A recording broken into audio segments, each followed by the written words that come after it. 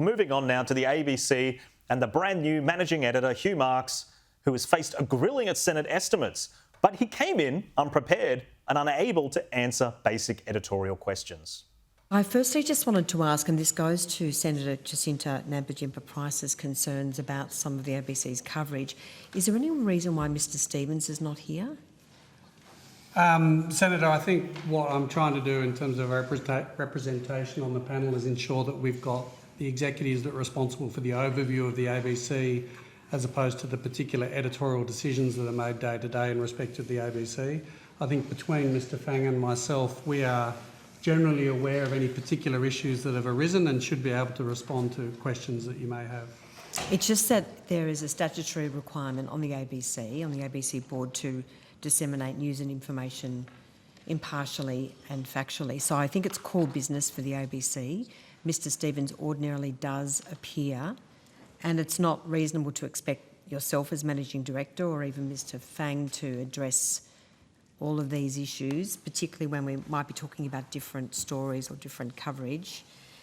And Marks has a legal responsibility to answer questions at the Senate, but he didn't get this man, Justin Stephens, the news boss, on the panel. And without Stephens, who has presided over a litany of editorial failures we deserve an explanation about, Marks was unable to answer even the most basic of questions. He clearly doesn't even read the news each day because he was completely unaware of this story.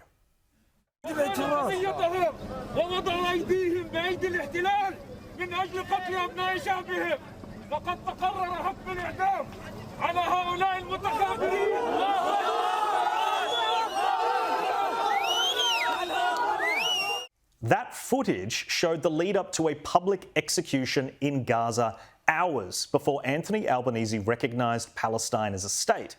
Now, the very people running Palestine, the terrorist group Hamas, publicly executed 3 of its own citizens. It was shocking and gut-wrenching footage that we won't play in this show, but every good journalist in this country should be aware of the details. It went to the heart of the issue with recognition. But when Senator Jacinta Nampijinpa-Price asked Hugh Marks why the ABC ignored the story, this is what Hugh Marks said. I think we can be incredibly proud of our coverage. I'm not aware of that particular story. I'm not aware of the decision that was made to cover or not cover that particular issue. Clearly the coverage of the Australian government's recognition of the state of Palestine is an important story. I'm not aware of the coverage of the other example that you spoke to, but as the Managing Director said, we have extensively covered this conflict over the past 2 years. I mean, Mia, these people are not well read. They're running the biggest taxpayer-funded organisation for news in the country, and they're not across stories that just a first-year cadet would be across. So that's Gavin Fang is involved in the editorial policy and everything, but they've kept Justin Stephens out of it, and because of that, they've got no idea how to answer any of these questions. And what that means is that the public doesn't get any answers. Yeah, that's exactly right. I mean, the ABC's ratings are in free fall. People are switching off, and it's because of issues such as this. And you're right in saying when they're put to the test, when these questions are put to them, they can't answer.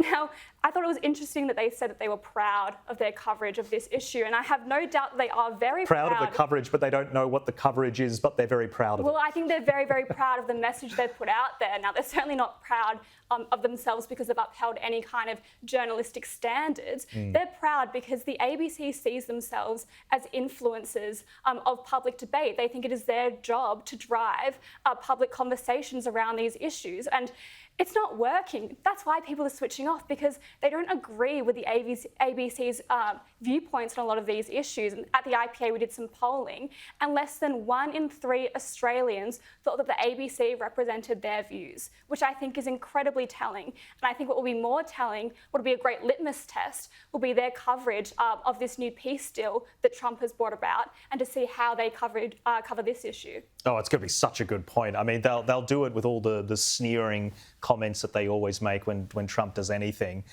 even though a lot of the American outlets are actually giving him a lot of the praise that he does deserve in this situation. Yeah, I saw Penny Wong on our network this morning say Donald Trump's the only leader that could got this over the line. So I look forward to that also being the ABC's editorial position, considering how just mainstream it is now.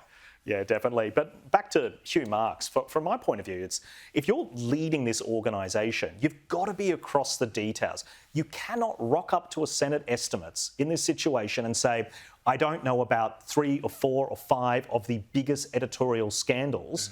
It makes me think that he's not across his brief. I mean, he's definitely not across his brief.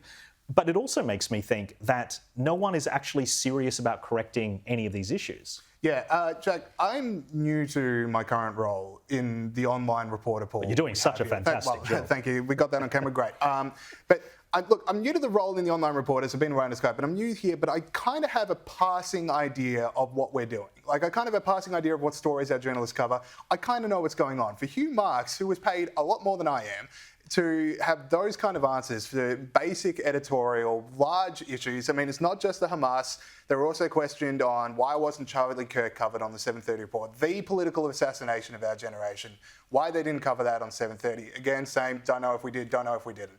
So, humiliating look for Hugh Marks to be sitting up there with these kind of answers. And the second thing, so you brought up, why isn't Justin Stevens there? I mean, they go, okay, we can answer the questions. Clearly you can't. So why isn't he there? I mean, was it intentional to not bring him? Is he busy? I've got a couple of questions there. It is an option, a possibility that it was a deliberate strategy to be able to plausibly say that you're not across it by not keeping him there. But we don't know. All we know is that the public didn't get the answers that I do think that we deserved.